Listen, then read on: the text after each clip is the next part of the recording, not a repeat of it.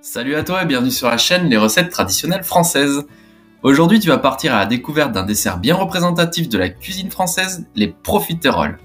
De savoureux petits choux au cœur glacé, délicatement recouverts d'une sauce au chocolat, les profiteroles réjouissent les papilles des gourmands depuis plusieurs siècles. Mais sais-tu que ce grand classique de la gastronomie française n'a pas toujours été sucré ? À l'époque de Rabelais, au XVIe siècle, la profiterole tient son nom d'un petit profit que reçoivent les domestiques à titre de récompense.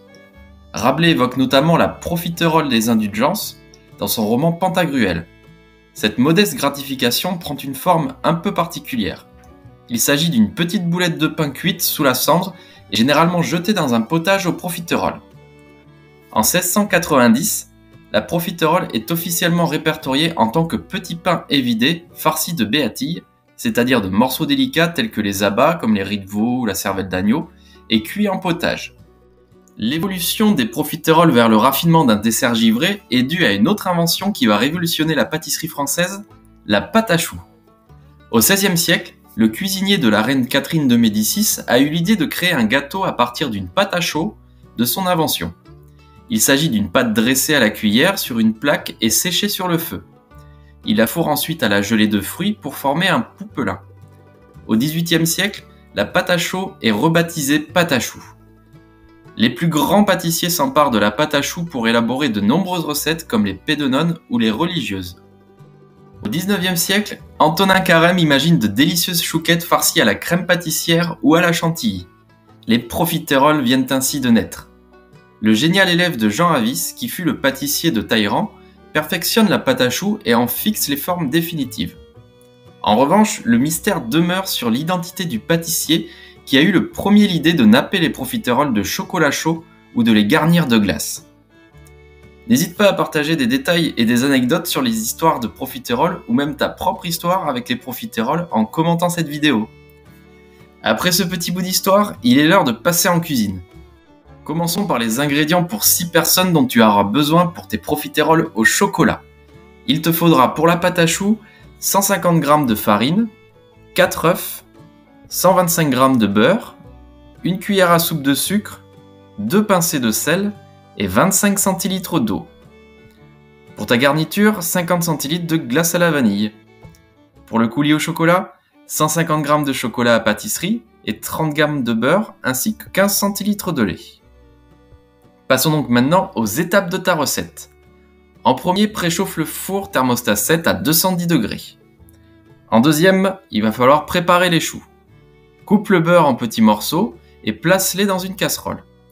Ajoute le sucre, le sel et 25 cl d'eau.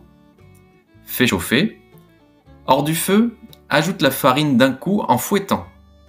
Remets sur le feu et fais cuire en mélangeant vivement avec une cuillère en bois jusqu'à ce que la pâte se détache de la casserole. Retire la casserole du feu et incorpore les œufs entiers un par un en fouettant le tout.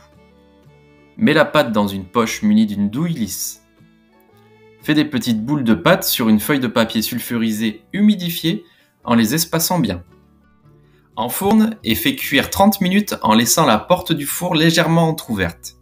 Sors les choux du four et laisse-les refroidir. En troisième, il va falloir que tu prépares la sauce au chocolat. Pour cela, casse le chocolat dans une casserole. Ajoute le beurre et le lait. Fais fondre à feu doux en mélangeant en fin de cuisson pour obtenir une sauce. Réserve le tout au bain-marie. En quatrième, il va falloir faire le dressage des profiteroles. Coupe un chapeau dans chacun des choux. Glisse une petite boule de glace à la vanille dans chacun d'eux. Dispose les choux sur un plat de présentation ou des petites assiettes creuses. Arrose généreusement le tout de sauce au chocolat. Tu n'as plus qu'à servir ce succulent dessert à tes invités. Et en bonus aujourd'hui, je te propose de remplacer la glace à la vanille par la traditionnelle crème pâtissière. Mais comment la faire, me diras-tu ? C'est ce que je vais te montrer tout de suite. Pour ce faire, il te faudra comme ingrédients un demi-litre de lait, 4 jaunes d'œufs, 90 g de sucre, 40 g de maïzena ou à défaut tu peux prendre de la farine ou de la fécule de pomme de terre, de l'extrait de vanille et ou si tu as de la gousse de vanille, c'est mieux. Pour réaliser la crème pâtissière, en premier il te faudra faire chauffer le lait jusqu'à frémissement. En deuxième, pendant que le lait cuit, Bats les jaunes d'œufs avec le sucre et la vanille jusqu'à ce que le mélange soit bien mousseux. Ensuite, tu ajoutes la maïzena ou ta farine et tu remues à nouveau.